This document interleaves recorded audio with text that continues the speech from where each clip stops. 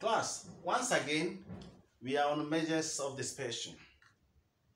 When we say measures of dispersion, how wide things are, how they are dispersed, the difference between where one position is and where the other position is.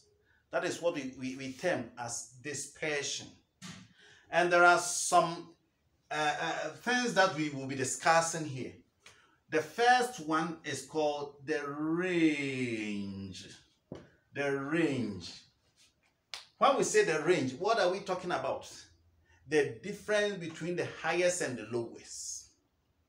So if there are numbers, we are looking about the difference. We are looking at the difference between the one which is the highest and the one which is the lowest.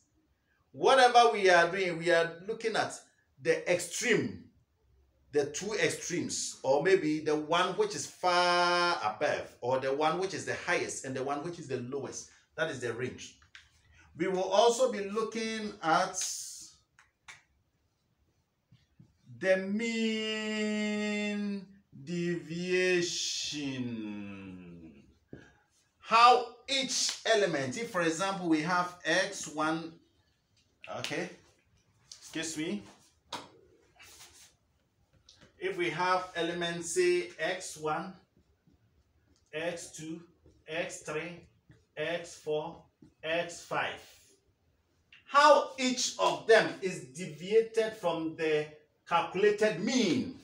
That is the mean deviation.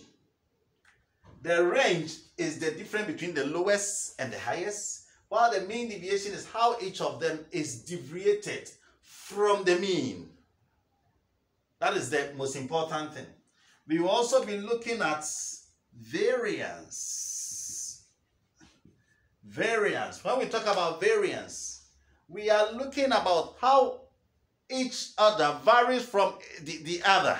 Each one varies from the other. So it's an exponential issue. And then we will also be talking about the standard deviation.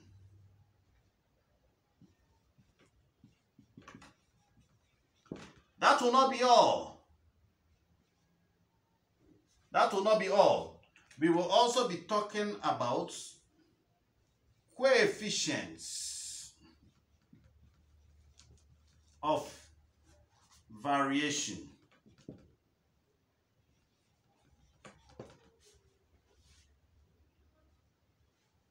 Coefficient of variation. And this can also lead us to